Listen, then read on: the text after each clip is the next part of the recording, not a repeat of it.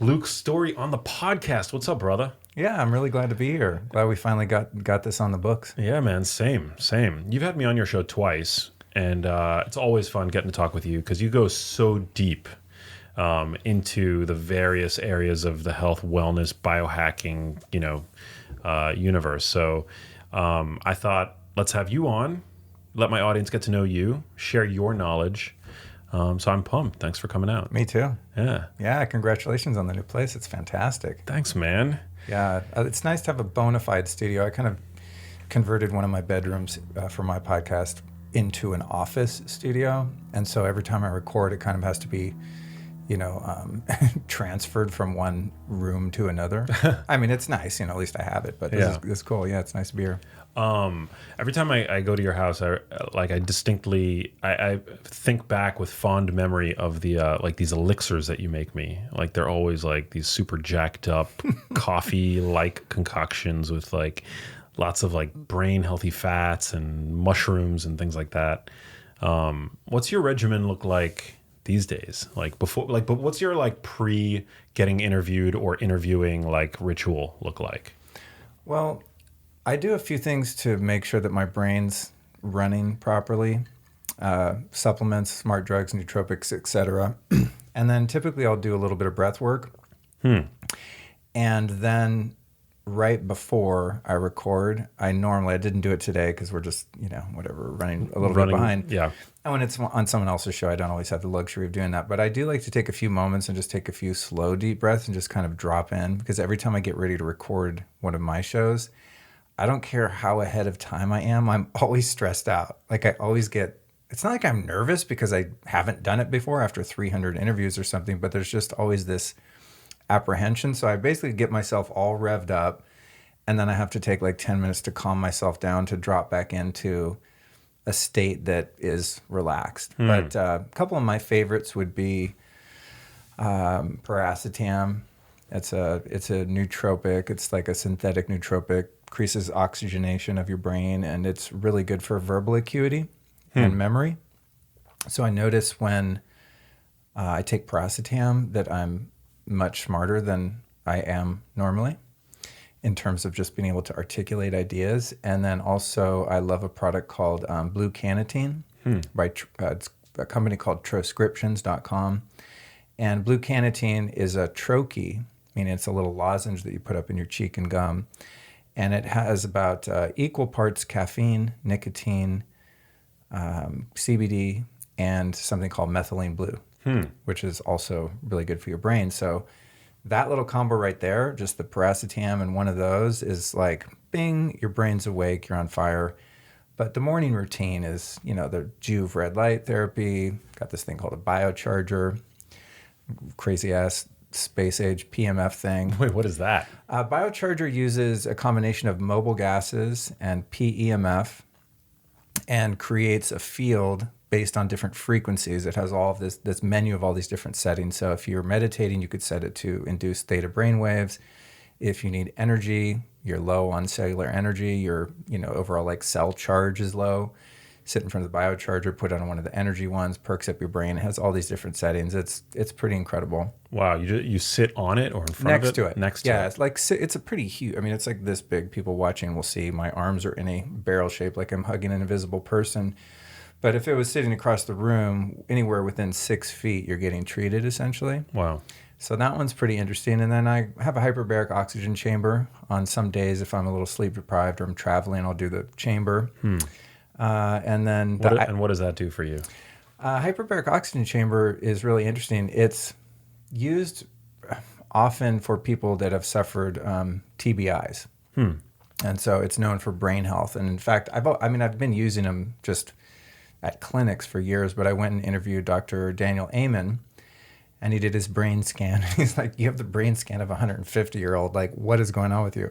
Just lack of blood flow in certain areas of the brain. And so his protocol very much includes like 100 sessions of hyperbaric. And so I priced it out and thought, if I'm going to pay $250 per pop and I got to do 100 of them, I might as well just buy one. So I got the Oxy Health Chamber, but it's really good for circulation and building new blood vessels. It's really good for your vascular system. the thing that makes hyperbaric unique versus just doing breath work or even just breathing oxygen without being under the pressure is that your red blood cells have a capacity limit on the amount of oxygen that they can be saturated with. Whereas when you're under pressure, the oxygen gets pushed into your plasma. And so that's why it's really great for brain injuries, but also any kind of injuries. But I just use it more as a nootropic kind of brain hack. And since I got one, my brain has improved dramatically. Wow, is that a really expensive piece of machinery? Yeah, I mean, there are less expensive ones that are kind of a bit more small and claustrophobic. The one I have is called an Oxy Health. I forget the model offhand, but it's like 22 grand. Again, like this is something not everyone needs or wants, but if you're a nut like me, the ROI is great because again, if you went and did individual sessions, they're going to cost, $250, $350 a pop. Plus driving somewhere, parking somewhere, all of that. Like I have it in my backyard in my little Zen den. And it's just kind of part of I probably do it twice a week or something like that. And then I'll jump in the ice bath. Oh, I love those. Yeah, that's like the last morning routine. I'll get out and get in the sun on a good day here. And then do maybe like 5 minutes in the ice bath and get out, work out, and then by that time, all the supplements and nootropics and things I took in the morning have kicked in, and I'm like, let's work, So it's fun. I just always have been someone who likes to experiment and test the limits, and I'm just, I think when it comes to starting interviews or anything I have to sit down and really focus for and be present for, I want to just be feeling as energetic and vital as I can, but also calm. To me, that's that sweet, like alpha brainwave state where you feel quite alert, but you're not experiencing anxiety. So it's like being really calm, relaxed, but also the brain is moving quickly. Yeah, it's sort of like that Goldilocks scenario. So when you say you jump into an ice bath, do you have like one of these, it's like actually meant to be an ice bath, or have you like retrofitted because I know some people that have taken these like meat freezers and they caulk them up and they turn them essentially into these ice baths. Like what's your setup look like? Mine would be the meat freezer conversion. There are two companies out right now that are making really cool ice baths. They're, I think, like $6 or $7 grand, and they clean the water with ozone, and they're super legit. They have them at some spas and stuff. But I saw a couple of years ago, maybe this is going back 3 years ago, I was geeking out on Wim Hof's account, and I saw one of his followers or students, I guess, had built an ice bath out of a Sears chest freezer. By build an ice bath, I mean go online, order a Sears freezer, fill it up with water, and you have an ice bath. Now I have one in my garage where I keep all my meat. I work with a farm near Bakersfield, so now I have a second one that is actually used for its intended purpose. But I did that and then found, because I was keeping it outdoors, that it was using a lot of energy and it was hard to find the sweet spot of temperature. So I had my handyman build a really nice looking, also wood case around it. So you don't have like a janky ass trailer park looking freezer in the backyard. Yeah. So it has a wood case and a handle, and then I keep it on a timer so that it never freezes over completely and doesn't get warm. So the timer turns it on depending on the time of year, probably 2 or 3 hours a night, and then it always has about a 2 to 3 inch crust of ice in the morning. I just break that up with my kettlebell or whatever and get in, and you've got a nice 36 to 39 degrees ice bath. Oh my God. Yeah. So and for great. people that want to do that, actually, Ben Greenfield hit me up about a year ago when he was writing his book, and he had seen my ice bath, and he said, hey, will you send me like all the links and plans and how you did it? And so if anyone's interested, you just Google Luke Storey ice bath and you'll find Ben's post. He also put it in his book, Boundless. There's like, I think he calls it the Luke Storey budget ice bath, and then there's the Rick Rubin one, which is like the, Rick's really into ice baths and saunas. The Rick Rubin one is like the $8,000 professional sports team version of a cold plunge. So, for people that are doing that. But I'm actually looking forward to getting one that is not homemade because it's self-cleaning. The one I have, it'll get pretty swampy after a couple weeks, especially if you get in there sweaty. Yeah. I'm the only one that uses it. My girlfriend she won't even put her finger in it. She's terrified. Yeah, she's not down. She grew up in Indiana. She's like, I've had enough ice. Like, I'm good. But, the thing is you have to, empty the water and fill it back up. It's a little bit laborious. I use a filter on the hose to take out some of the chlorine and stuff. I did just discover if you get think it was 14% food grade oxygen. And I'll pour a bottle of that in right after I've cleaned it and changed the water. And the water lasts probably 3 times as long without getting funky. Wow. But the ones, that are made to be an ice bath are really nice. Yeah, I would love to get one of those to complement my sauna. I think. Oh yeah, on the roof, man. There's I don't know if you know, but there's one called Furrow Health that's really nice, and then another one called it's called Mizuko Forge, I think it's called. I can send you the links to them, and they both look fantastic because they're self-cleaning with ozone and UV, and they're similar price range. I mean, they're not cheap, but interesting. So these are companies that make they make tubs that are explicitly designed to serve as ice baths. Yeah. Wow. Yeah, for sure. Have you been to Remedy Place up on Sunset yet? In West Hollywood, I was there. I've been there once. So the ice baths they have are Furrow Health. Oh. The Furrow Health ones are really modern looking. They're, blacked out and have a nice cover, and there's no like wood exposed or anything like that. They look very modern. And then again, I'm probably mispronouncing. I think it's Mizuko Health or Matsuko. No. Matsuko Forge, something like that. Theirs are like basically one of those animal feed troughs with a wood case and a lid built around it. And then there's a motor that does the chilling and then an ozone generator in there that cleans the water. So they're a little more rustic looking than the Furrow Health. But both of them look awesome. I'm going to get one of them one of these days. I don't think people fully understand like how powerful of an intervention the cold bath is. Like it's one of my favorite things to do. And it's painful. It's not like I wouldn't do it if I wasn't gaining like real mental and cognitive benefits from it, because it's not like a fun thing to do. But afterwards you feel like $1 million. You feel like you've been reborn. Yeah. It's like it's amazing. Man. It's my number one, if you could call it a bio. It's not even really a biohack because it's how we've evolved, right? Yeah. I mean, if we wanted to bathe, unless we were fortunate enough to live near a natural geothermic hot spring, we were getting in cold water. I did 2 today already, and I'll probably do another one when I get home. Wow. I'm literally addicted. But what you said about it being painful is interesting, is that I started doing cold plunges probably really when I was a kid, because I would go to spas and hot springs in Colorado.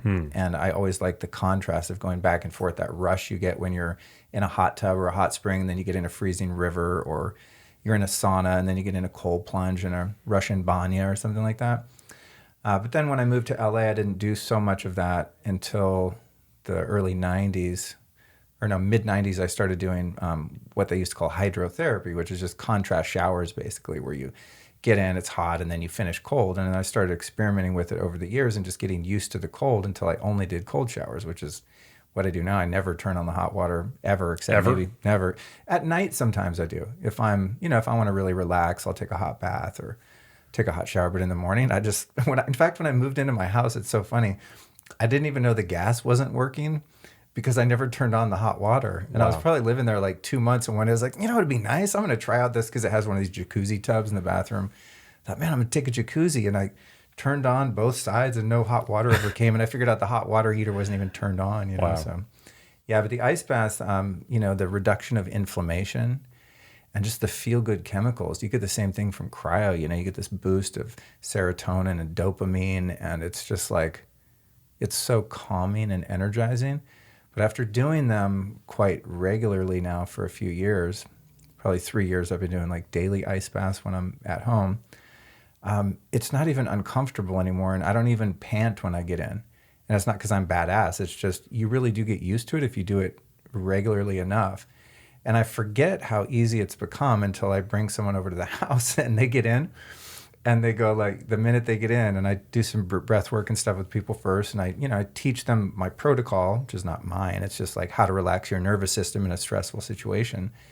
But it never fails. I get someone new in and they get in and they go,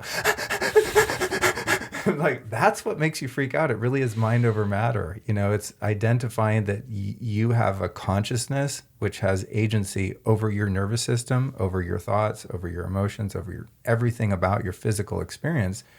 There is a consciousness or a soul or a spirit that is in command if you let it be. And so through years of meditation and things like that, I've become more acquainted with that observer awareness, right? And so getting in the ice bath, now it's like if there is discomfort or contraction, there's a me watching that experience that sees, oh, that's cute, Luke, your body's wanting to have a nervous system response to it. And so just doing that enough times, now I get in and I'll take a couple really like kind of ujjayi breaths, like,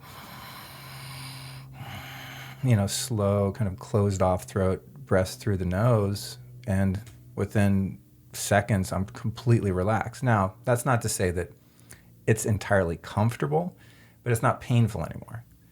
And I'm not like dying to jump out. I get out because I'm kind of just bored. I'm like, all right, I've been in here 5 minutes. I'm good. I got the net effect, Yeah. That's one of the, I think, most profound takeaways that I got from years of doing yoga, that when you're in a really difficult to sustain pose, the instinct is to clench up and to tighten up and to start breathing faster and to like muscle through it. But in yoga, what they say is to just breathe into it. Yeah. Right? Yeah. And to me, that's like a metaphor, or just like, that nugget of gold right there really, to me, kind of, represents like what to me yogic philosophy is really kind of all about. And it's so applicable to so many other areas of life, right? Like that, just getting in the, and so I've used that when I sit in those like cold, ice baths myself too. It doesn't even require breath work leading up to it. I just get in and I recognize the instinct to like start hyperventilating, and I just like breathe into it, and you just force yourself to like slow down, and it becomes a lot more bearable. Yeah. It's funny. I never actually related the yogic perspective or experience there, but that's so true in a, hatha yoga, just traditional yoga class where you're in a difficult pose and you hold it. It's so much harder when you fight it. Yeah. But when you just really, slow down your breath and breathe into it, and you're absolutely right. It's the same exact mechanism of action. And what I find with the ice bath is being able to override the nervous system's response to go into fight or flight and say, thank you, body, like, good job, I appreciate it, but it's not necessary. We're actually safe. And again, going into that higher consciousness where you're not going to die getting an ice bath, but your body doesn't. Your nervous system doesn't. But after enough times of doing that, whether it's an ice bath or yoga class or whatever, any situation that's stressful to your body, and you're able to control your autonomic nervous system to that degree, then when the parking ticket happens or the IRS, your tax return number result comes in, which I'm currently waiting on, which I'm nervous about for 2019, honestly. There was like a few lost 1099s or something, but those things that happen, you get triggered with your partner, or your parents bug the shit out of you on, vacation at their house, like anything like that is going to activate your nervous system, even from a emotional trauma standpoint from the past, or a trigger point emotional experience in the now. It's the same mechanism of action to go, wait, hang on.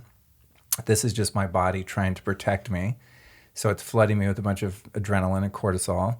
And I actually have the opportunity to step back and observe that without engaging or being under the command of that experience. Now, obviously, I'm not perfect at that, but man, you get good at the ice bath, then the FedEx doesn't come that you needed today. Like all those little things in life start to become much more manageable because you're able to sense that response of your nervous system before it completely takes you over. When you get locked into that fight or flight, it's like, you're like, oh, here it comes. You're like, no, what do we do in the ice bath? We just breathe. And then, those waves of anxiety or fear, whatever it is, subside, and you're able to get back to who you really are, which is the calm, cool, collected badass that each of us is.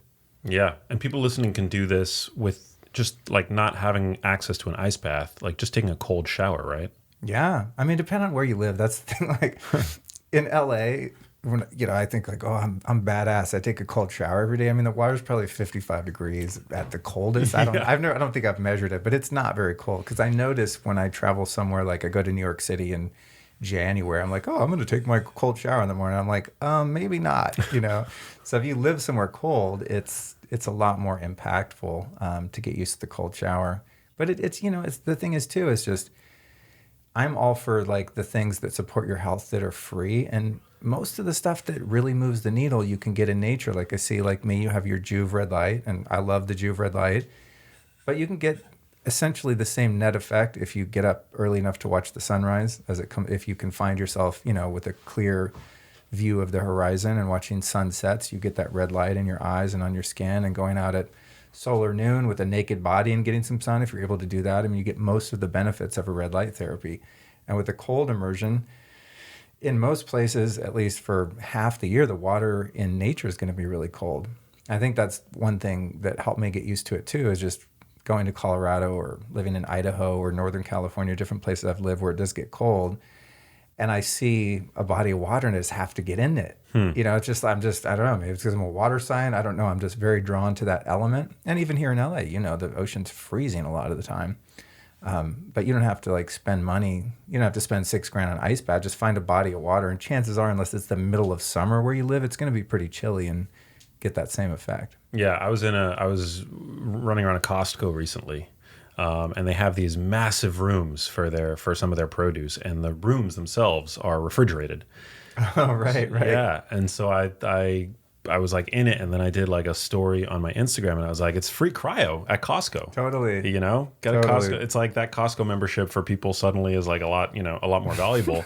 When you consider that you can actually go and hang out in there for 3 minutes. That's hilarious. And it's cold. It's I don't know, it's got to be 30, 40 degrees, if not cooler, Fahrenheit. You just reminded me of something really funny, because I notice now if I ever start to get anxious and just overwhelmed, I got a lot of stuff going on right now. So I've been, over the past week, having quite a lot of stress, more so than I normally do. Probably because for 3 years I've just been traveling and speaking and having fun and not attending to the annoying parts of my business, the administrative kind of structural systems. And now I'm really digging in to address that. But when I get stressed out, I'm like, ice bath. And especially if I get my head in there, just all that neuroinflammation just disappears and I'm just back to myself. But you just reminded me when I was a waiter back in the early 90s in LA, and I was a much less conscious person, had a lot of emotional and mental problems at that time. But I used to really freak out and get super stressed out at work. And when I got to the point where I felt like I was going to throw something and hurt someone, I would run into the walk-in freezer. And I would just sit in there and just breathe and just calm myself down. And I totally forgot about that until this moment. There is just such a calming element to the cold when you can really surrender into it. It's amazing. Talk to me a little bit more about your experience with the Joovv, with the red light, because I have one. And I use it. And I did an interview recently with an expert, which is going to air on the podcast. And it was a pretty compelling case as to why, just in general, red light therapy, may be a potential healing modality, for many reasons. And also why the Joovv may work. And I noticed that when I stand in front of it, I definitely feel good afterwards. But it's just hard for me because I can't measure it. I can't see it. It's a difficult thing for me to wrap my head around, even though I believe it, but you've obviously been doing this for a lot longer than me. What's your take on that technology? Well, with any of these technologies or practices, there's two things that I look for. One is, how does this relate to something that would take place in nature that we're now missing? Because in my view, and you're a big food guy, you get the food problem, anything that leads to pathology in the human experience now, whether it's even emotional and mental health issues, not just physical health issues, has to do with our domestication and our departure and separation from our natural world, right? And that's, this is the whole paleo movement is based on that. We've lost touch with the food that we eat and also our light environment. And so in nature, throughout human history, on record in all types of different civilizations and cultures, sun gazing has been part of that culture, especially in the Ayurvedic system of ancient India. It's just what you do, the Egyptians, on and on, right? Sun worshippers.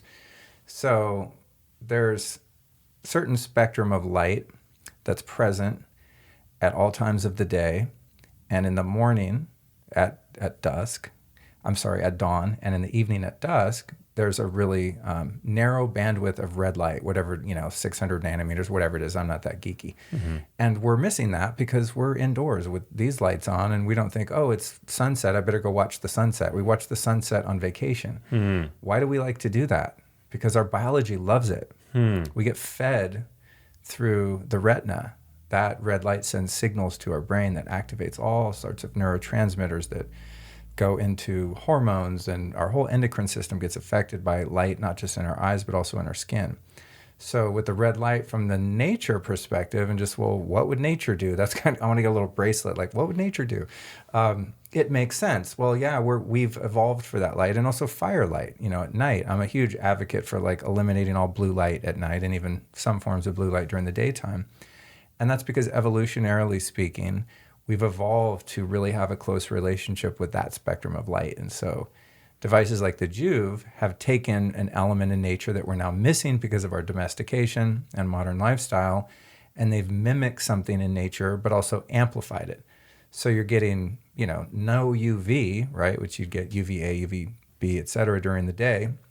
Not so much at dusk and dawn, but as the sun gets higher on the horizon, there's more UV. So there's no UV in the red light. You're just getting that pure, uncut red light. So I think, well, nature does it, so I should do it, because I'm not going to get up every morning and watch the sunrise as much as I would like to. Then the other thing I look for when adopting a new practice or technology is there any valid science behind it?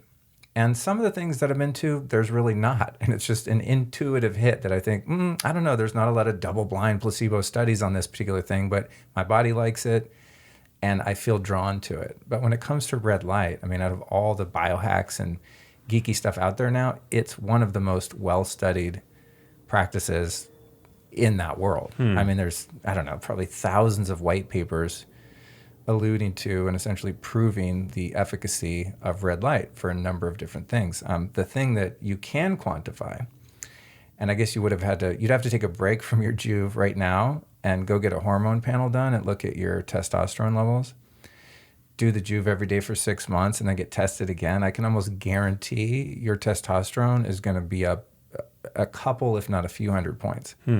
Which is what my experience was. My testosterone when I was in my early 40s was like, 400 or something like that, which is not great. And then, it's a combination of lifestyle too. I started eating really good fats and, stopped being a vegetarian and all kinds of things like that. But the cumulative effect of my lifestyle plus introducing like very committed red light practice. And then I think, after I had the Joovv for a few months, I tested again. I was like over 800 testosterone in my late 40s, which is supposed to be going down. So if you have something that can make your testosterone go up as your biological age goes down, that's a win. And then it's also, the mitochondrial function, the production of ATP, the repairing of your cells, the increasing production of collagen. So that's, I think, one of the reasons, and for anyone watching on video, you might disagree, but this isn't even me. I don't look in the mirror and go, God, you're handsome, you look good. But many people do say, like, dude, you don't look 49, your skin's amazing. Why don't you have more wrinkles? Yeah, I would never would have guessed that you were 49. I honestly, there's two things I would factor in. Well, of course, diet, lifestyle, good sleep, meditating, all of that. But I'm a huge sun worshiper. But I've sunned safely, and I always put really great essential oils on my skin and stuff like that, so I never have dry skin. I think that might be it. But honestly, that Joovv, man, is amazing for your skin. And I think that has a lot to do with it. I'm not doing it for cosmetic purposes. I'm not trying to be a model or anything. I don't really care. But it is a net benefit. So I'm super into it. There's also another company, and Joovv is an advertiser on my podcast, so forgive me, guys. No, it's important. Disclosures are important. Yeah, but there's another, and that's not why I'm promoting it at all. I just love this thing, and I literally use it every day. But there's another company called Space, and they make these, rather than Joovv's LED lights, which are great, Space makes these big incandescent bulbs that are kind of like those, I don't know what, like a floodlight, like that size. You'd have a floodlight like in your yard. It's kind of that size, and they're incandescent, and I think they're near infrared, but they create a tremendous amount of heat. And so oftentimes when I'm meditating in the morning, I'll just strip down and I'll put a panel of those 4 lights in front of me because I can't really sit in the Joovv. The sauna-space lights are on a square piece of wood that you can just set in front of you. So I'll get like red light and kind of sauna effect from that. And then also go on the Joovv after I do the rest of the stuff because my Joovv's in front of a vibe plate. So I get that great lymphatic flow and just I'll stretch and just move around the vibe plate using vibration therapy. So the combination of like all that red light therapy, if I do that in the morning, it's like I'm on fire when I walk out of there, especially finishing with an ice bath. So I'm a firm believer. That said, if you don't want to go drop $5,000 on red light, wake your ass up in the morning and go, safely. You have to research sun gazing.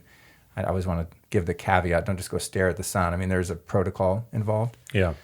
You kind of work your way up, and you only want to do it in the first, 15, 20 minutes of the sun coming up or going down. But you get much of the same effect doing that, especially if you can take some of your clothes off. Yeah, there was a study that came out recently. It looked at red light therapy on vision, like on it basically, I believe I think it was like a 6-month trial or something like that, and it showed that older adults who had age-related vision decline saw an improvement in their vision just by using the red light for, I forget the exact intervention, so don't quote me, but just like a couple of minutes every day. There was no vision improvement in people who did not have vision decline, so it didn't like make their vision better than than it already was, but it was already perfect. Right. Or quote unquote normal. Yeah. But older people who had deficits in their vision, which I think probably typically accompanies age. Yeah, but it found that this therapy was beneficial. That makes a lot of sense. I've heard that about sun gazing. I don't know if I've heard it about the artificial red light, but it's the same spectrum of light. It's this range of however 600 to 800 nanometers or whatever it is. Don't quote me on that, but it's somewhere in there. And that's what you get from the sun at dusk and dawn, and that's what you're getting from these devices. So it makes sense. It is counterintuitive, though, because we know at 4 p.m., 12 p.m., you look up at the sun, it's going to burn your eyes and harm your eyes because of the UV, right? Right. So we know not to ever look at the sun. And even when you get one of these red light devices, I don't know if this happened to you, but I even emailed them and thought, I'm supposed to keep my eyes closed or put a blindfold on or something. This feels weird because it's so bright, especially the Juve. I mean, they've done a great job of really amplifying the brightness of the light. I mean, it lights up my whole backyard when I turn on at night. I mean, it looks like a UFO is landing in my backyard, basically. And they, according to them, they're like, no, it's great for your eyes. Keep your eyes open, just stay 3 inches away. And I'm still like, really? Have you guys tested this? Are you sure? But I have heard that too for your eye health, definitely, especially with the sun gazing. Yeah, it was definitely, when I first got it and I was using it, it felt kind of uncomfortable to my eyes, but then I got used to it. You do? Yeah, you get used to it. And now I can keep my eyes open in front of it and it's like no big deal. Yeah. It's funny about it. I'm sure you've experienced this, but isn't it crazy how much green and blue light there is when you step away from the Juve? Yeah. That we don't realize because there's this balance. All the colors of the rainbow are inherent in the photons produced by the sun. Mm-hmm. And so you don't really notice how much blue there is until you go all red and you go, oh my God, the world is really so blue. It's crazy. I feel like it tans me. Do you feel that? I think that might be possible. Yeah. I mean, I don't know if technically that's what's happening, but it definitely... I mean, what if it's charging up the mitochondria in your melanocytes? Yeah, the melanin producing... I think there might be something to that. I mean, again, like I'm not at all science guy. When I discover something, I'm like, does it make sense with nature? Are there studies that seem legitimate? And then I kind of dive into the studies a bit, the science, get a basic understanding, and then I just let it go because I'm on to learning about the next thing. I'm not like Ben Greenfield. He can literally remember every single thing he's learned about every single thing his whole life and repeat it. And he has a unique gift. I'm not like that. I'm just like, I get the basic gist and I'm like, it's legit. And I move on until I learn otherwise. But that might have something to do with the effect on your hormones I'm sensing. Because your body's essentially a solar panel. That's what people don't realize. Like, we are light beings. We're beings of light. We have photoreceptors all over our body. And some of them are more receptive in different parts, which is why the red light for men is so powerful for your endocrine system when you get it on your testicles. Yeah, on the old testes, on the wedding tackle. And that's really, Juve even make, I don't know if you've seen this, they have a little kind, it's like almost like pocket size. And I've seen it, yeah. And there was a period when I was just experimenting when I would turn that on and I would put it under I don't do this now that I have a live-in girlfriend.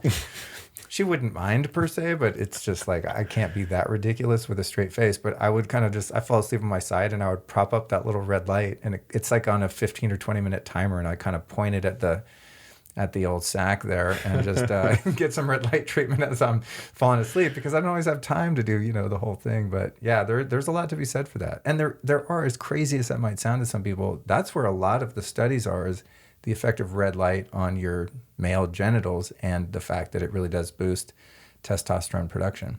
Yeah, I love hearing that you feel so strongly about it because it's amazing, dude. Yeah, like Juve's a sponsor on my podcast and whatever. I'm fully transparent about, like, I'm sure you are. How do you think we don't have to go work at a bank or whatever, you know what I mean? Like, this is my job, so someone has to pay me, and my sponsors pay. Same. But I always feel really good about promoting them because they really went all out, and they're also innovating and making the products better and better. Like their first generation was a little more primitive. I still have one of those, and then they digitized them and put timers on them. Then they made them modular, so you don't have to spend all the money at once. You can kind of add on piece by piece. So it's a very cool company. They're doing it right. So yeah, I like Juve. Yeah. I would work with them. Yeah. and I definitely definitely feel like it's like one of those things where it makes my body feel good. Like I enjoy standing in front of it. I feel like it's nice and like warm. You feel the light. It literally does kind of give you a similar sensation as to like standing with your shirt off in front of the sun in those sort of late day, early evening hours. yeah. Yeah, I dig it. I know that like EMFs have become a big topic for you, and this seems like a good way to transition. Like, Yeah. are you, because you use all this technology, are you worried at all about EMFs? I know that this is something that you've really kind of focused on a lot over the past couple of months. It's funny. Being someone, that's pretty knowledgeable about EMF and also extremely sensitive to it, one of my gripes in the biohacking world is that many companies develop these amazing technologies with a lot of healing potential. Many of them forget during their design to pay attention to the EMF emissions and also the blue light, to be honest. Like so many of these devices have like these blue LED lights. So, like a PMF device or whatever, and you turn it on at night and you get blasted in the face with blue light. I'm like, really, guys? This is a product for your health. Like, hello. So, yeah, that is a concern with these devices. Now, Juve are smart enough. They actually measured the EMF, and on their site, they tell you exactly, like, I think it's 3 inches away is the electric field. So if you don't go closer than that, there's literally no exposure to EMF. But companies are a little bit slow to catch on to that. So I routinely test some of the devices that I use. And if it's a company that I'm an affiliate for or something like that, I will in fact tell them like, wow, guys, great product, but hello, like why it's so easy to shield things, generally speaking, especially from electric fields. You just has to have a shielded cable and sometimes like a little, I think it's called a transformer. Like, your, this is good for people to know actually, when you have your Apple charger that goes into the wall for a laptop, the ones that have that little square box and the long extended 3-prong cord, those are grounded. And there's no electric field coming off the thin part of the cord that goes into your laptop. But the ones that don't have that little square box and are only 2-prong, or maybe they're 3-prong too, but anyway, they don't have the little square box in the middle. It's just one thin cord that goes in the wall. Those things radiate the hell out of you and create a massive electric field from your laptop when it's plugged in. So I just discovered that through just testing. I'm always testing stuff in my house. So with our technologies, whether they be for biohacking or just communications for work, iPhones, computers, all of that, most things that use power or wireless transmissions of data produce a lot of EMF.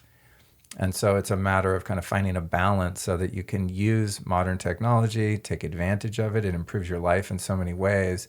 But I'm all about finding strategies to use all this stuff, but use it with the minimum amount of damage. Now, there are some cases where something will have a bit of EMF, but the net benefit of that said device outweighs the EMF exposure. And so it's like, cost to benefit ratio, kind of weigh that out. And I'm going to put this thing on my head for 10 minutes. It has a little EMF, but the benefits I'm getting are going to supersede that. But most of the time, I'm like hacking things and shielding things and making sure that I have as little EMF exposure as possible. I just created an online course, as I was telling you. It's called the EMF Home Safety Masterclass. That's how geeked out I am on this. It's a $149 class. It's like almost 6 hours of content. Wow.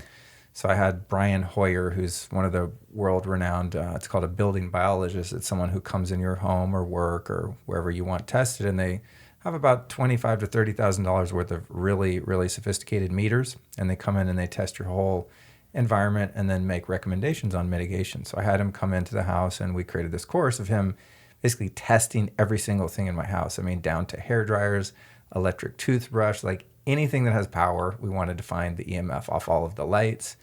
And we found all sorts of errors in my house. And so I set about to fix it. And that's what the course is to teach people how to have your house professionally tested, how to do some of the testing yourself, and then the most logical, non-stressful, non-tinfoil hat ways to fix it. Because when you start, the thing is with EMF, here's the thing. We're sitting in here right now. I feel great. You feel great. Yeah. I mean, we're all breathing. We're standing. We're fine. If you brought meters into this room, you would be like, oh my God, this place is a cesspool of EMF. I mean, not just your house, just any building. Some are worse than others, obviously, depending on wiring, location, how close you are to Wi-Fi routers and things like that. Well, can I interrupt you real quick? Yeah, So yeah. what are EMFs? Oh, let's back up. Yeah. Let's back up a little bit. Electromagnetic fields. So there's a multitude of types of EMF. So start with one is called RF or radio frequencies. This would be cell phones, cell towers, Wi-Fi, baby monitors, radar, motion sensors in your bumpers. Those are actually mini radar dishes, believe it or not. Wow. So automobiles are one of the highest, especially new fancy automobiles are one of the highest sources of EMF. Bluetooth. So that's all RF radio frequencies, and it's non-ionizing radiation. Ionizing radiation being a nuclear warhead, right? It's a step below that, but still really damaging to your cellular biology, just disruptive to human life. And I think probably the worst out of that would be living near a cell tower or living near an airport that has radar dishes, or a military base that has radar dishes. That's those are called the cancer clusters, is when you have, a school nearby cell towers, and you'll have all the kids there getting cancer. And of course, the media tries to cover this up because most of the media are demonic, and they're owned by the same companies, the telecommunication companies that make the devices that put up the cell towers. Interesting, right? yeah. They own the media, so the media is not going to be like, hey, do you have a cell tower by your kid's school? But there is a phenomenon known as cancer clusters, and it is primarily due to cell towers being too close to where people live, work, go to school, hospitals, etc. Crazy thing about cell towers, and this is the one I'm going to get into the other types, but the reason I'm so passionate about this is because I've known about EMFs for 20 years, and I've been working to clean up my home environment and just make sure everything is energetically sound and shielded. About 4 years ago, I moved into a house here in LA in Miracle Mile. And before I move anywhere, I always make sure there's no cell towers in the neighborhood. I don't want to live close to them. I mean, you're in the middle of the city, you can't do anything. There's going to be RF levels off the charts no matter where you live. But if you're near a cell tower, you're legit at risk of getting brain cancer within a couple of years. No joke. So I moved in this apartment, beautiful Spanish 2-bedroom, 20s building, super stoked. Lived there for 3 years, and I'm a health nut, as you know, and I got really sick. And so I started going to all these specialists, all these doctors. I mean, I'm doing ozone IVs and just all these extreme interventions because my vision went bad. I was having extreme dizzy spells. I was having insane brain fog where I could barely hold a conversation. Sometimes I could barely drive. I had so much brain fog. I mean, I was in bad shape and I could not figure it out. Everyone's like, no, you're fine. All your blood works great. Anyway, long story short, I interviewed Jack Cruz one day, and he was like, man, you got to start watching, because I was watching sunrises, and he goes, you got to start watching, if you want to get your dopamine levels up, because social media and all these things kill your dopamine levels. If you want to get them up and regulate your sleep and get in circadian rhythm, you also have to watch the sunset. Now, I couldn't see the sunset from my building because it was only 2 floors. There's a building next to me that's 3 floors. So I snuck up, like an office building. So I snuck up onto the roof one day, opened the door to the roof, and there's 2 massive cell towers pointed right at my bedroom. I saw these radiation warning signs, Verizon, warning, warning. I'm like, oh, you got to be kidding me. Me of all people, I'm the EMF guy. And then it all clicked. I was like, holy crap, that's why I've been sick for this 3 years. I just had all these, insomnia, just all these gnarly problems. So RF is the first one, and to me, the most dangerous. Also, that would include smart meters, which are the power meters on the side of your house or building that look like a digital clock. If you've got one of those, I mean, we could do a whole podcast on how to deal with your smart meter, but essentially in some cases you can have your power company come have you opt out, and they switch it back to an analog meter, which is one with the little spinning dials on it. They spin very slowly. That's like an old school analog power meter. It's how they measure how much power you're using inside a building, basically. But smart meters, depending on the type used by your utilities company, can emit crazy amounts of radiation into your home, or even if you have a neighbor that has one pointed at your bedroom, can get really sick.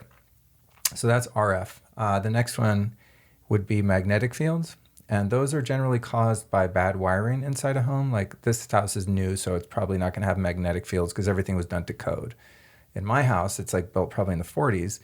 They did the wiring like idiots. And so there's certain rooms in my house that have a really high magnetic field that emanates like 3 to 6 feet from the walls because the wires in the walls are carrying a magnetic field. Which is not good. Magnetic fields are also produced by power lines. So if your bedroom is really close to like a power line that's going by your house, that's going to be a really high magnetic field. Unfortunately, another source of really high magnetic fields are car engines. Anything with motors or engines that produce a lot of power, like an automobile engine, produce a high magnetic field. So I have like a BMW SUV, and I wish I'd never done this, but I thought, I wonder if there's, I knew there was like RF in the car because it has radar and the bumpers and all that.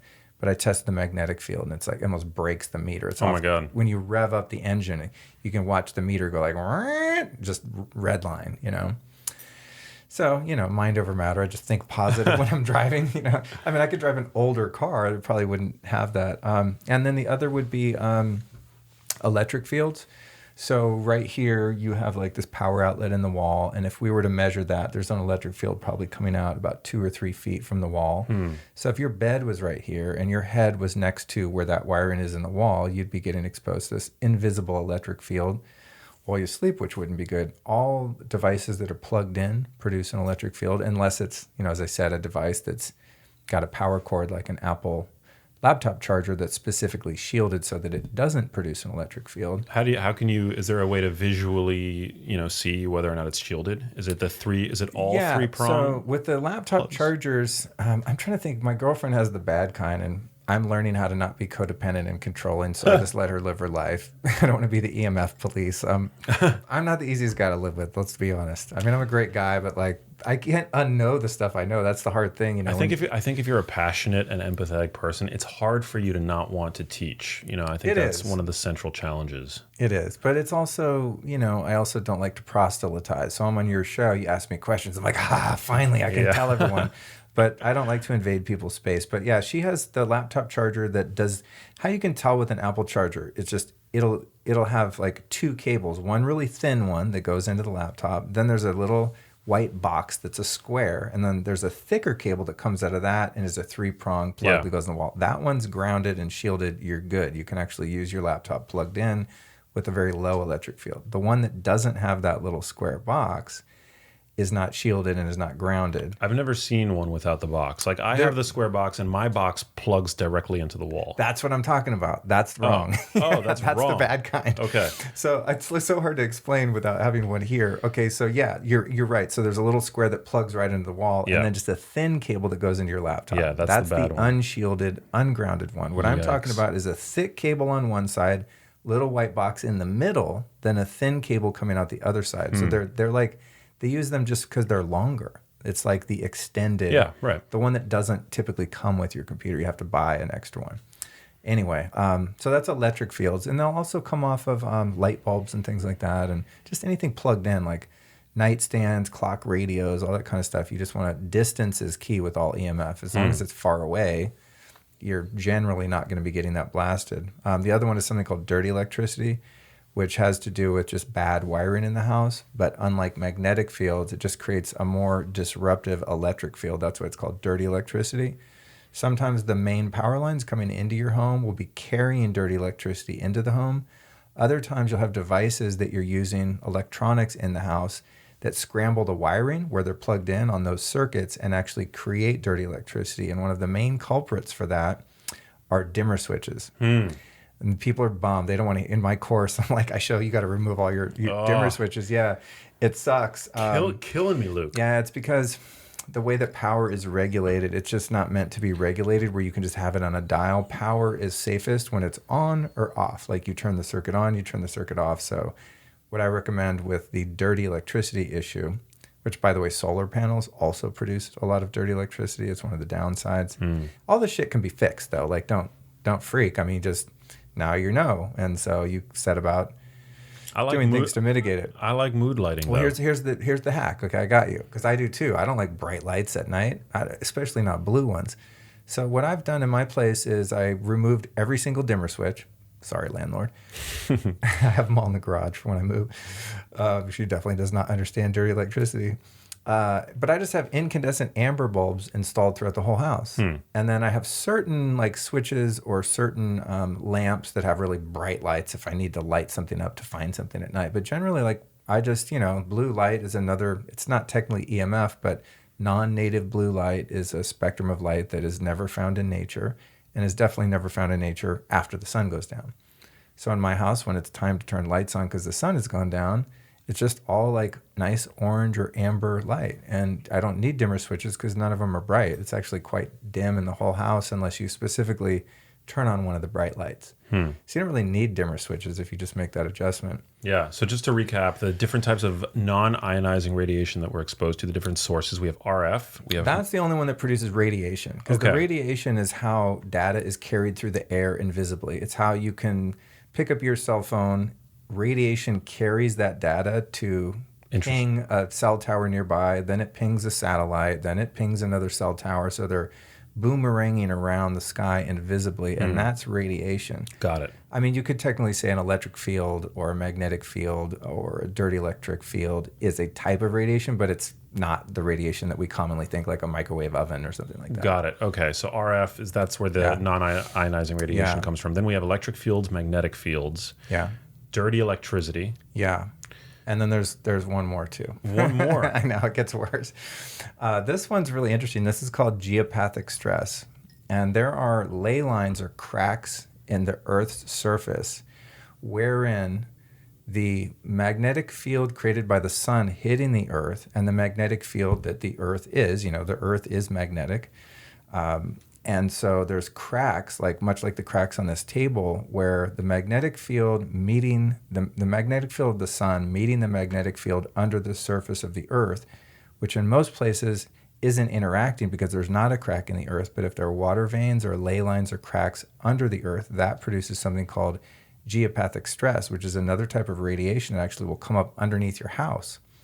And this is something that in antiquity, when they were going to build a sacred site or a settlement, hunter-gatherer people were aware of this and were able to detect them using dowsing rods, where you can actually take these little metal rods and hold them in your hand. This is how they find wells, too. It's one of the traditional ways that you find water underground. It's a crazy thing, but the magnetic field, when you pass over it with dowsing rods, it's really spooky. It's trippy stuff. There's a demo of it in my course. You walk across a room, and when you hit a ley line, the dowsing rods will move involuntarily. It's really weird. It looks like you're moving them, but then you try it, and you're like, holy crap, I didn't do anything. I'm just holding them lightly, and they move. And so when you test for geopathic stress, you determine where you're going to put your desk, where you're going to put your bed, etc., or you just don't move there.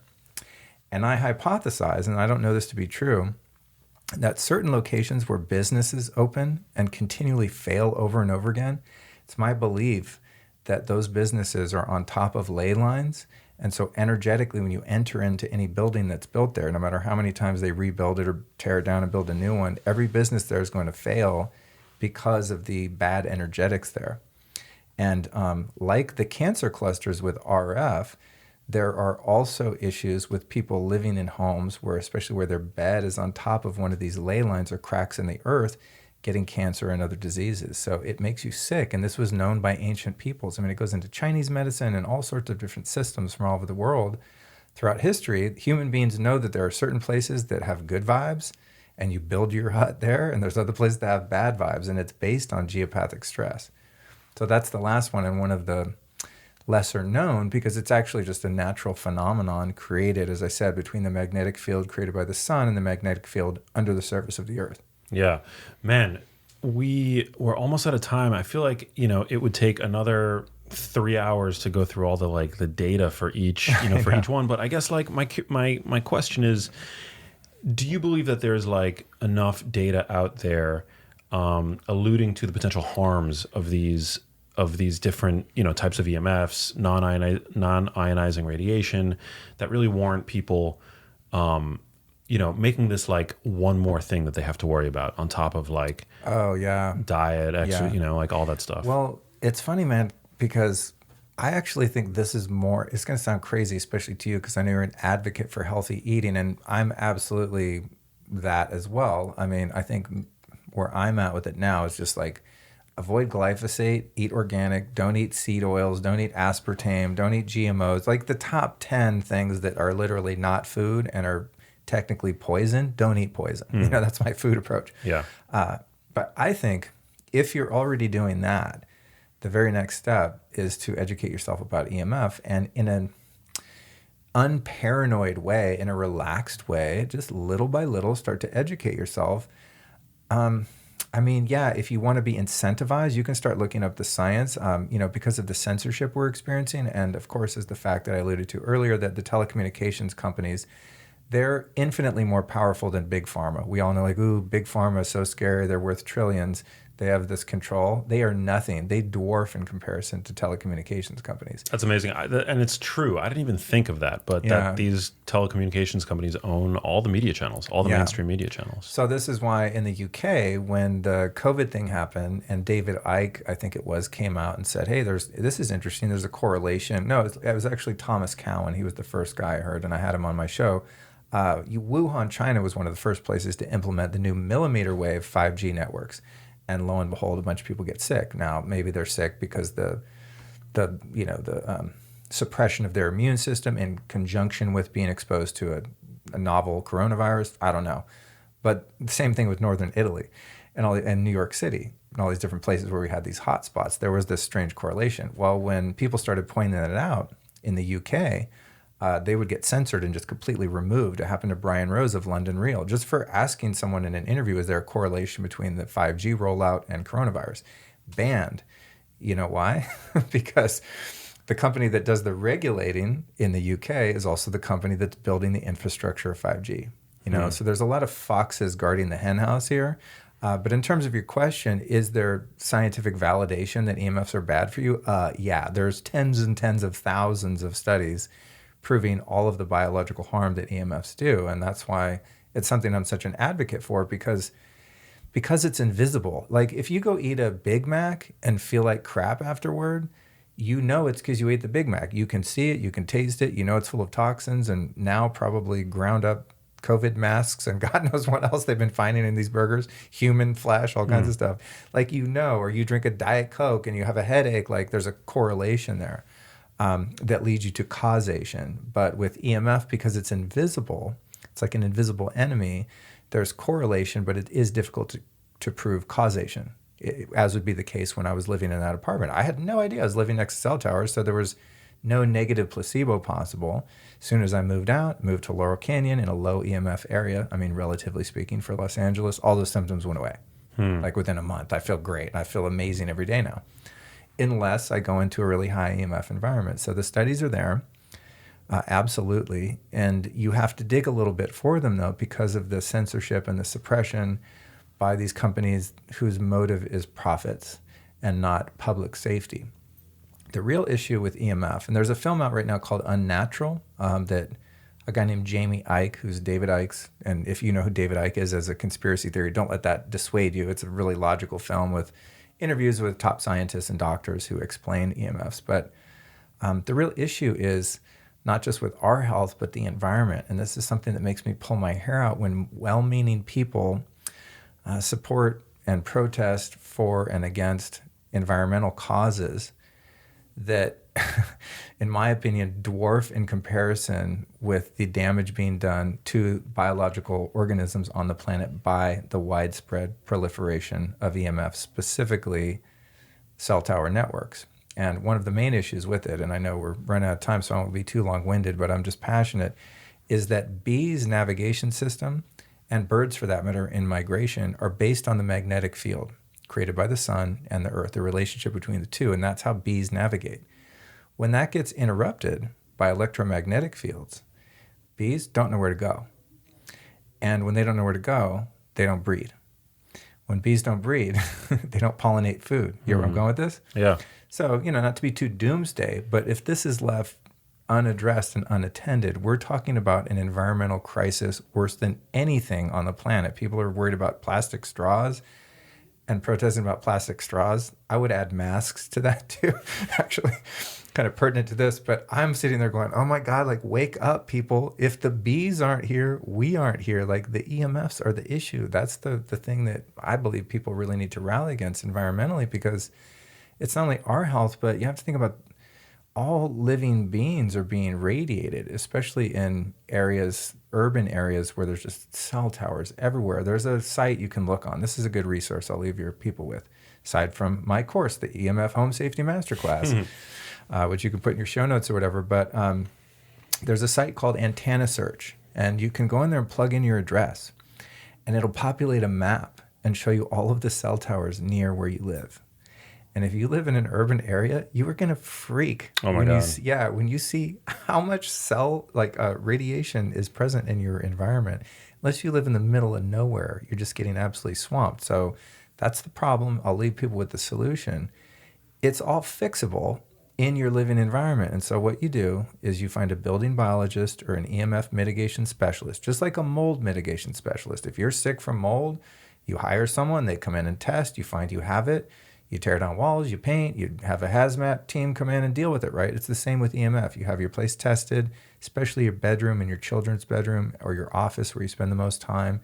You have it tested, and then incrementally, as per your budget and, time and energy available, you first shield your bedroom, which can be done with shielding paint and shielding curtains. Then you just paint over it. No one even knows it's there. You can shield the wiring in your home. That's a bit more involved, but the mitigation tools are there. There's EMF Clothing now. There's a company called Lambs, which make boxer briefs that are amazing. One of my sponsors on my show. Do you wear those? Yeah, every day. They're 5G proof. Yeah, that's the thing. And also there's now more companies like Defender Shield and HaraPad that make shielding devices for your laptop, for tablets, for your phone. There's baby blankets that are like EMF shielded now. So there's an emergence of, and I'd encourage any entrepreneurs listening, like if you want to know where the next lane is to get in, where you can really help people and make a lot of money, it's in EMF protection devices and services. So there are people that are aware. It used to be kind of the underground hippie types, like the New Agers were the first ones to really clue into the EMFs and the science on it. And they started making really crappy websites and crappy products. I mean, just aesthetically. And now people more in the mainstream are becoming aware. So more and more companies are coming out with devices and services that actually help you limit your exposure so that you can still have a life and not walk around in a limbic system freak out all the time about the EMF, So it's a bit of a balance. It's like building awareness and educating yourself, but also just relaxing and knowing you're going to check out of this body eventually. So don't panic, but just start to educate yourself and logically and calmly take little steps. You shield your phone, you sleep with your phone on airplane mode, you don't put it in your pocket, just basic stuff. You start with the basics, you learn a little more, and then you get a little deeper. And the graduate level of this, aside from just moving to the middle of nowhere in Alaska or something where there's no cell service, is shielding your bedroom, making your bedroom a sanctuary so that your body can heal. Because you don't really go fully parasympathetic when you're in an EMF environment. So even if we're getting what we think is great sleep, it's nothing like what I would call ancestral sleep or like a Paleolithic sleep, where you're sleeping in a truly natural environment that's free of unnatural electromagnetic fields. That's why it's called non-native EMF, because there are native EMFs. The universe is full of EMF, but they're EMF that support our biology rather than tear it down. Yeah, I mean, just to add an anecdote to the mix, I remember somewhat recently, the most recently that I was I guess using air quotes like camping was when I went up to the Belcampo farm. Oh yeah, that place is awesome. Yeah, and I got to I slept in one of their, the first time I went, I slept in one of their tents. And then the second time I slept in like one of the cabins. But I would say that those two that farm is probably the closest I've been to a totally like EMF free environment in a long time. And I just remember sleeping like a baby. Oh, like dude. Some of the best sleep I've ever had was absolutely up on that farm. Absolutely. I was in Joshua Tree a few months ago, post peyote ceremony, and I rented an Airbnb way out there in the desert, and my phone didn't work. Most people, when you arrive somewhere, you're like, my phone doesn't work. When I arrive, I'm like, yes, no RF. But I slept. I mean, granted, I had been in a 48-hour ceremony, to be honest, but I think I slept for, it was like I checked my Aura ring and I got like a 98 score. I slept for 10 hours, like 3 hours of deep sleep, 2.5 hours of REM. It was like my best sleep score of all time. And I've been tracking for years. Those things don't emit EMFs? Well, there's the thing. You can turn the Bluetooth off on the Aura ring, interesting. which I highly recommend. And just in closing, let me just say this. And, I'm not telling anyone what to do or bitching, but if this is something you're mildly concerned about, oh man, you do not want to put anything Bluetooth on your body while it's turned on. Like all of these Fitbits and stuff, they emit, less radiation than a cell phone, but it's still radiation, which is disruptive to your biology, especially the wireless earbuds. Oh man. Like I was having a meeting with my podcast guy, Sky, yesterday, and we're on Zoom, and it's like everything in me just goes, shut up, Luke, shut up. He didn't ask you. He didn't ask. He hasn't asked you if you like his headphones. I'm just sitting there, don't say anything. But I know, like, if you got an EMF meter and like tested his brain, they're like on both sides. Because they're receiving and transmitting data through radiation. And you have one on this ear and one on this ear. You're literally microwaving your brain. Oh, Jesus. Just use cables. Like, remember when we didn't even have cell phones? How about that? How awesome is it that you can put earbuds in now that are wired? Like, it's not that hard. I'm throwing mine in the garbage. No, they're gnarly. I mean, it's like, if I didn't have this career, I'd probably be an MF guy, and I'd just go around with meters and be like, And once you like see the meters, that's really the defining moment where you're like, okay, this is not good.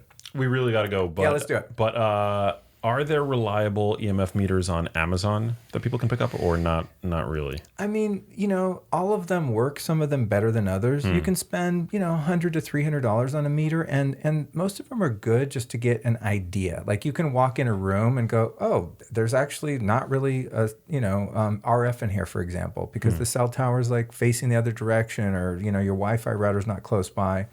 So it's a good idea, especially when you're traveling. I use the little, Amazon EMF meters, and I'll scan my room, and sometimes I'll find like a Wi-Fi router behind the headboard. I'm like, oh, damn, I never would have known. I would have just had insomnia and woken up with an excruciating headache if I hadn't checked. So the cheap ones are good, but when it comes to really dialing in your home and your bedroom, save money, get like $800 to $1,000 together, have someone come spend the whole day at your house and just scan it. And then from there, you can figure out what you want to fix first, and you don't have to spend a bunch of money up front. You just fix one little thing at a time. But it's good to have some meters, but they're not incredibly accurate, and sometimes they're a little difficult to use if you've not been trained. Dude, well, thank you so much for being here. I love your passion. Thank you for dropping that knowledge, to my audience. I'm sure that they have learned a lot from you. So thank you. Keep doing what you're doing. I'm super excited for your course. Yeah, man. Yeah, it's you can find the course. As I said, it's only $149, which after I put it out, I was like, wait, I made a mistake, because it's like almost 6 hours worth of content. Wow. I mean, it in terms of online courses, it should be one of those 500 or 1,000. But people don't have money because of COVID, and I also realized you take my course for $150, chances are you're going to have to spend considerable amount of cash to fix everything that you learned about. So I'm like, cool, I'll just make it cheap and then leave people's budget to go fix their issues. And my brand is not about like teaching people about EMF. It's just, I wanted to put something out that would be useful. But anyway, you can find it at lukestorey.com/EMF Masterclass, lukestorey.com/EMF Masterclass. And you sign up, it's on demand, it's lifetime access, watch it whenever you want, as long as you want, as many times as you want. And it's got 3 PDF downloads with like links to all of the products and all the stuff that we just talked about, and tons more to make it really easy for people that don't want to be a geek like me and just want the basic understanding. Like, all right, cool, I get it. How do I fix it? That's what the course is. It's amazing, man. I'm sure it's going to be a powerful resource. I'll share it with you. Yeah, that'd be awesome. I'll give you a free login. That'd be great. I would love that. Yeah, for sure. Yeah, this is a super interesting topic. Are you on? Where can people find you on social media? At Luke Storey, LUKESTOREY, at Luke Storey on Instagram. And on Facebook, it's at Mr. Luke Storey. Twitter, at Mr. Luke Storey. But Instagram's really the one that I use the most. Dope. Last question before we totally wrap up. What does it mean to you to live a genius life? It means to be in touch with who you really are. Because each of us on a spiritual level are infinite, infinitely wise, infinitely loving. And so to have a genius life and to be a genius is just to recognize what is already present. Love that. Beautiful. Mr. Luke Storey, thank you for being here. That was awesome. Thanks, dude. Yeah, I'm just all you guys out there, please share this episode of the show with your friends, loved ones on social media. really amazing information. And I'm glad this was the first time we ever got to talk about that we've talked about EMFs on the podcast. Oh, cool. Yeah, so I'm sure that my listeners are going to be super psyched to have listened to this, to share it. Thank you guys for tuning in. Text me 310-299-9401. Let me know what you thought about this episode of the show, and I will catch you on the next episode. Peace.